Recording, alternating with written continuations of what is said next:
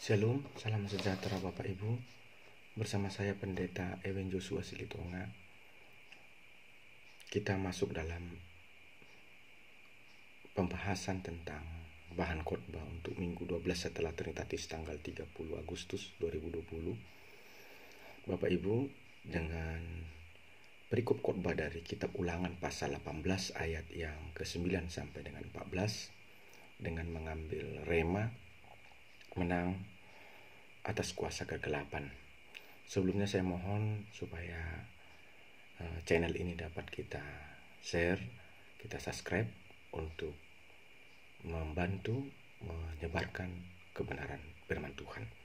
Bapak Ibu, saya akan bacakan kepada kita saudara-saudara isi dari kitab Ulangan pasal yang ke-18 ayat 9 sampai dengan ayat yang ke-14. Beginilah firman Tuhan. Bertenung dan bernubuat. Apabila engkau sudah masuk ke negeri yang diberikan kepadamu oleh Tuhan Allahmu, maka janganlah engkau belajar berlaku sesuai dengan kekejian yang dilakukan bangsa-bangsa itu. Di antaramu janganlah didapati seorang pun yang mempersembahkan anaknya laki-laki atau anaknya perempuan sebagai korban ke dalam api, ataupun seorang yang menjadi petenung, seorang peramal, seorang penelaah, seorang penyihir, seorang pemantra, ataupun seorang yang bertanya kepada arwah atau kepada roh peramal, atau yang meminta petunjuk kepada orang-orang mati. Sebab setiap orang yang melakukan hal-hal ini adalah kekejian bagi Tuhan, dan oleh karena kekejian-kekejian inilah Tuhan Allahmu menghalau mereka dari hadapanmu. Haruslah engkau hidup dengan tidak bercela di hadapan Tuhan Allahmu, sebab bangsa-bangsa yang daerahnya akan kau duduki itu mendengarkan kepada peramal atau petenung, tetapi engkau ini tidak diizinkan Tuhan Allahmu melakukan yang demikian. Saudara-saudara, kitab Ulangan atau kitab yang dituliskan secara tradisional oleh Musa. Latar belakang kitab ini adalah ketika Musa mengetahui bahwa ajalnya akan tiba.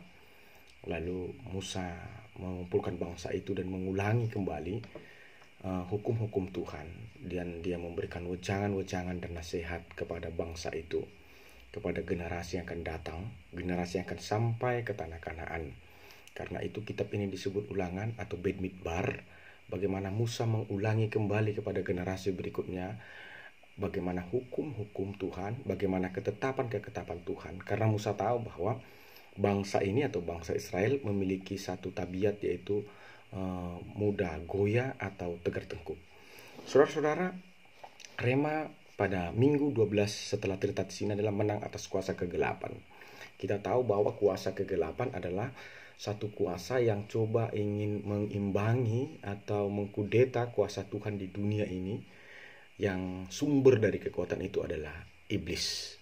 Nah, saudara-saudara, Alkitab jelas menerangkan bahwa bentuk-bentuk dari para kuasa kegelapan itu adalah penelaah, sihir, mantra, bertanya kepada orang mati atau roh orang mati, lalu dikatakan juga di sini petenung dan selainnya. Saudara-saudara yang saya kasihi dalam Kristus Yesus Tuhan kita, kita tahu bahwa dosa yang paling tua yang terjadi di dunia ini adalah berhalaisme atau perdukunan atau baalisme atau kuasa atau ilmu-ilmu yang disebut sebagai ilmu kegelapan. Nah, saudara-saudara yang saya kasih dalam Kristus Yesus Tuhan kita, mulai dari zaman purbakala hingga pada zaman modern ini yang disebut sebagai zaman milenial ini, ternyata praktek daripada kuasa kegelapan tidak pernah padam. Bahkan kuasa kegelapan itu semakin marak, bahkan memasuki areal gereja. Maksud saya di sana adalah bahwa ternyata ada banyak orang-orang yang secara statuta dia adalah seorang Kristen, secara statuta dia adalah seorang yang rajin ke gereja, tapi di balik itu semua dia adalah orang yang menikmati jasa-jasa daripada perdukunan, ramal, mantra, atau kuasa daripada berhalaisme. Tuhan bilang kepada umat Israel bahwa tanah Kanaan yang mau mereka duduki itu sudah berpenduduk, dan penduduk mereka yang menempati tanah Kanaan itu adalah orang-orang yang sudah terbiasa dengan perdukunan atau kuasa kegelapan. Nah, saudara-saudara, Tuhan bilang, karena orang-orang penduduk Kanaan itu yang tidak menghormati Tuhan, yang terbiasa dengan budaya dan praktik perdukunan, sampai mau mengorbankan anaknya menjadi tumbal kepada setan, untuk kuasa-kuasa kegelapan itu. Karena itu Tuhan berkata dalam teks ini, karena itulah aku menghalau mereka dan menyerahkan mereka ke tanganmu. Nah, saudara-saudara, dari sini kita bisa mengerti bahwa kehormatan atau harga diri kemanusiaan kita itu akan menjadi tidak berharga di mata Allah ketika kita menduakan Allah, ketika kita main mata atau serong kepada dunia ini, kepada perdukunan. Kita kehilangan harga diri sebagai manusia, sebagai ciptaan Allah yang segambar dengan Dia, ketika kita melakukan atau menikmati kuasa-kuasa kegelapan. Nah, mungkin dalam sebuah konotasi, di dalam sebuah hubungan rumah tangga, tentu seorang istri akan kehilangan harga dirinya sebagai istri ketika dia kedapatan berzina atau berselingkuh dengan laki-laki lain. Di dalam Alkitab sering sekali digambarkan melalui sebuah metafor bahwa Allah itu adalah pengantin prianya dan gereja itu atau kita umatnya adalah pengantin wanitanya. Nah, tentu seorang istri akan kehilangan harga dirinya, martabatnya sebagai istri ketika dia kedapatan oleh suaminya sedang berzina. Demikian juga kita, bahwa kita akan kehilangan marwah kita sebagai manusia, sebagai ciptaan yang segambar dan serupa dengan Allah, ketika kita berzina secara iman, yaitu ketika kita percaya kepada Tuhan, tetapi juga kita percaya kepada kuasa kegelapan. Nah, ada satu nasihat yang diberikan Tuhan melalui Musa kepada bangsa itu yang sekarang menjadi nasihat bagi kita, bahwa Tuhan bilang, hati-hati, nanti kalau sudah saya kasih tanah Kanaan itu untuk kalian duduki, nah, kalian harus hati-hati bergaul dengan masyarakat sekitar yang ada di tempat itu, karena mereka sudah terbiasa kepada hal-hal seperti itu. Nah, saudara-saudara, firman Tuhan bicara begini, bahwa ada satu kasus yang sebenarnya kita nggak punya niat loh untuk kepada hal-hal yang perdukunan, kepada kuasa iblis. Kita nggak punya niat. Bahkan kita merasa alergi atau merasa haram kepada hal-hal seperti itu. Tapi ternyata pengaruh orang di sekitar kita, tetangga kita, sanak famili kita, ternyata bisa menjerumuskan kita kepada praktek-praktek perdukunan. Karena itu sebelum itu terjadi, Tuhan menasihatkan kepada bangsa itu. Bagaimana dengan hidup saudara? Apakah saudara juga adalah orang-orang yang mengalami kasus seperti itu? Saudara terpaksa harus jatuh pada dosa perdukunan karena hasutan, karena pengaruh, karena ajakan daripada orang-orang sekitar kita. Tuhan bilang begini, tanda kita ini adalah anak-anak Tuhan, tanda kita ini adalah umat Tuhan, maka hidup kita harus berbeda dong dengan orang-orang yang tidak percaya kepada Tuhan. Kita harus memiliki standar hidup yang berbeda dengan orang-orang yang tidak mengenal Tuhan. Nah, apa standar hidup yang ditawarkan Alkitab yang akan kita mau kita hidupi? Yaitu hiduplah jangan bercela. Maksudnya hidup jangan bercela. Jangan sampai perkataan, perbuatan kita ini mempermalukan diri kita.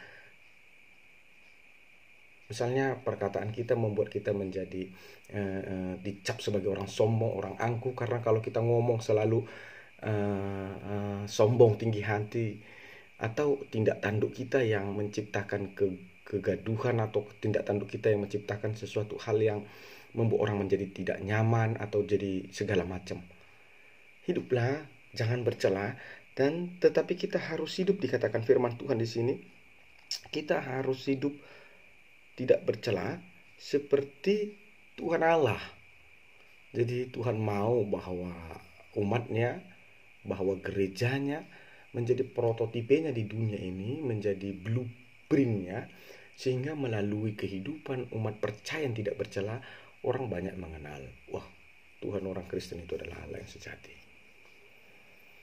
Saudara-saudara, kalau kita baca dalam kitab Perjanjian Baru awal mula daripada kekristenan, orang Kristen itu dikenal penuh dengan kasih, penuh dengan belas kasihan.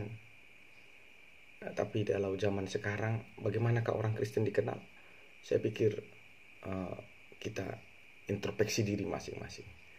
Saudara, ada orang yang pernah saya baca dan saya dengar kesaksiannya ketika dia sedang pergi ke suatu tempat, lalu dia berhenti di satu warung, lalu di situasi yang corona ini, yang sepi, yang lesu secara ekonomi, lalu dia melihat pemilik warung yang tua, yang pengunjung di warungnya sudah mulai berkurang karena ia merasa iba. Lalu ia memberikan uang untuk apa yang dia minum. Harga minuman itu seharusnya 5.000, tapi dia kasih uang 20.000 dan dia tidak minta kembaliannya. Lalu pemilik itu terkejut. Lalu dia berkata, "Terima kasih, Pak." Lalu si pemilik warung berkata, "Pasti agama Bapak adalah agama ini. Agama ini." Saudara, dulu seperti itu agama Kristen. Ia dikenal karena kebaikannya, ia dikenal dengan kasihnya. Tapi saya pikir kekristenan itu sudah tergerus. Kenapa bisa tergerus? Karena kita kehilangan jati diri kita. Dan yang paling riskan bagi saya adalah di mana ada gereja berdiri, di mana ada kampung-kampung kekristenan, saya melihat justru di sana ada banyak sarang-sarang daripada perdukunan. Karena itu perdukunan itu yang menghambat seseorang itu untuk digerakkan oleh firman Tuhan. Di mana ada perdukunan, maka di sana akan ada penghambatan terhadap gerakan firman Allah. Di mana ada praktik perdukunan, maka di sana akan membuat orang mata, hati, telinganya akan menjadi buta kepada kebenaran firman Tuhan. Di mana ada perdukunan, praktik perdukunan yang begitu kuat di satu kampung, maka kampung itu akan menjadi gersang, kampung itu akan kehilangan damai sejahtera, akan banyak sekali di sana keributan, pencurian, perzinahan dan segala macam. Buah daripada kebenaran firman Tuhan adalah kita menghancurkan praktik perdukunan ini. Maukah saudara dipakai Tuhan untuk menghancurkan praktik-praktik perdukunan di kampungmu, agar firman Allah tersebar di kampungmu, memberkati kampungmu, sehingga anak-anak di kampung menjadi orang-orang yang cerdas, keluarga-keluarga rumah tangga yang di kampung menjadi rumah tangga yang bahagia, dan dari kampungmu lahir orang-orang yang besar. Kiranya firman ini menguatkan kita bahwa hidup kita ini, buah daripada kebenaran kita adalah menang dan mengalahkan kuasa kegelapan. Karena itu jangan menjadi sama. Kalau kau tidak bisa mempengaruhi orang penyembah berhala itu, orang berdukun-dukun itu untuk bertobat, setidak-tidaknya jaga dirimu, jaga keluargamu, jaga anak-anakmu, agar tidak menjadi sama bagi mereka. Saya berdoa bagi saudara, Tuhan Yesus memberkati saudara-saudara. Shalom.